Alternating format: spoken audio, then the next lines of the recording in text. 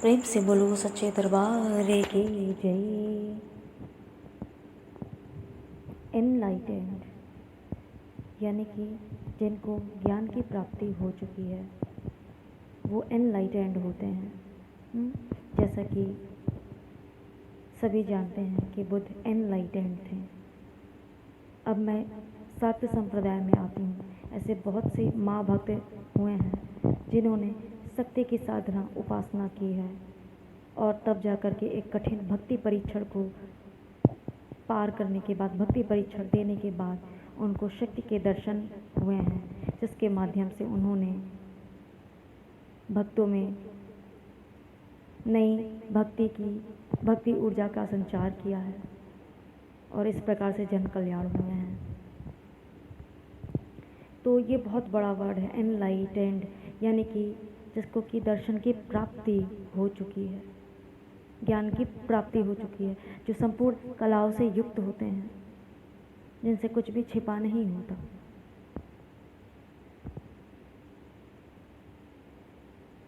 मैं सोचती थी कि आज इस कलयुग में क्या कोई है ऐसा जो सही हो, सच्चा हो और एनलाइटेंड हो, या जिनको दर्शन की प्राप्ति हो गई हो।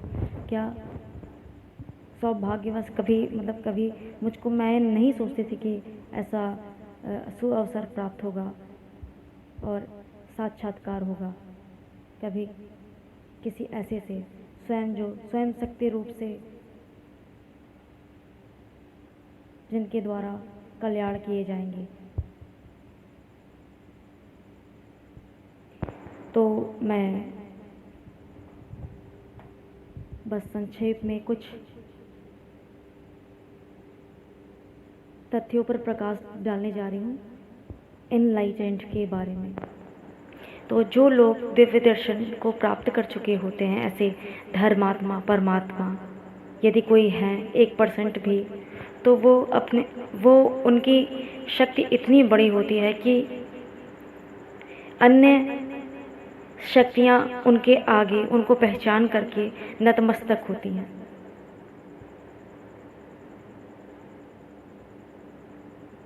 और वो अपनी इच्छा अनुसार अन्य विभिन्न देवी देवताओं के रूप स्वरूप को धारण करने में सक्षम होते हैं।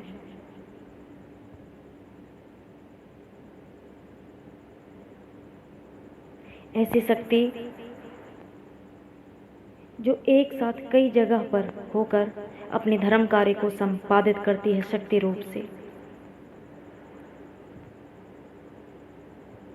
अगर हम बात करें शाक्त संप्रदाय की, तो इसमें तो स्वयं माँ शक्ति अपनी विभिन्न लीलाओं को दिखाती हैं, जो आश्चर्य में डालने वाला या यूँ कहें चमत्कार से होते हैं। जैसा कि मैंने कहा कि एक स्थान पर होते हुए भी कई स्थानों पर होना और हो करके धर्म कार्य को संपादित करना, यह शक्ति का ही कार्य है।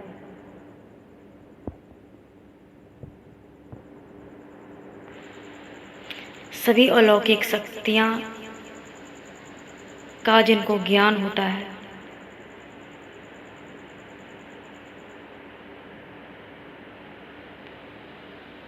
और यह शक्ति का वह रूप होता है जिससे कि उग्र और नकारात्मक ऊर्जाएं दूर भागती हैं और सौम्य रूप से कल्याण होता है भक्तों का, या जन कल्याण होता है। ऐसे परम पूज्य धर्मात्मा, परमात्मा जो स्वयं सिद्ध होते हैं, वो विभिन्न दुर्लभ सिद्धियों से संपन्न होते हैं और भक्तों के मनों को पढ़ने में सक्षम होते हैं, किंतु उनका सानिध्य पाना इतना भी आसान नहीं होता। वह अपनी इच्छा अनुसार जो भक्त इस योग्य होता है उसे ही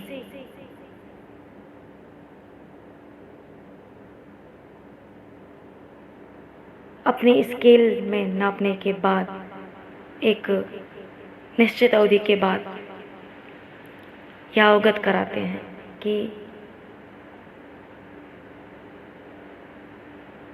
जिस सत्य की खोज में वह भटक रहा है वह यही है।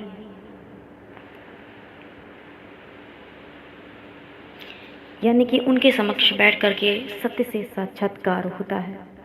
वहाँ कुछ भी असत्य नहीं होता और सभी शक्तियाँ उनके अधीन होती हैं।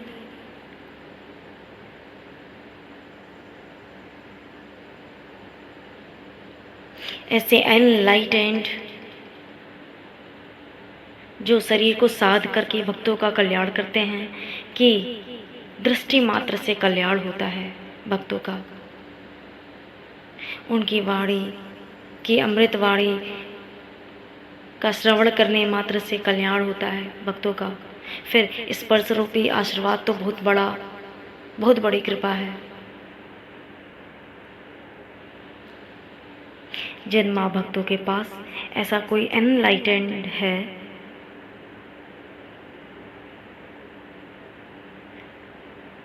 आज के इस समय में, तो वह बहुत परम सौभाग्यशाली है, क्योंकि ऐसे भक्त ही चिंता मुक्त होते हैं और अपने आध्यात्मिक सपनों को पूर्ण करते हैं। उन शक्ति के सहारे, उनके ज्ञान के सहारे जीवन के बड़े से बड़ा बौछार या आंधी तूफान भी उन्हें हिला नहीं सकता।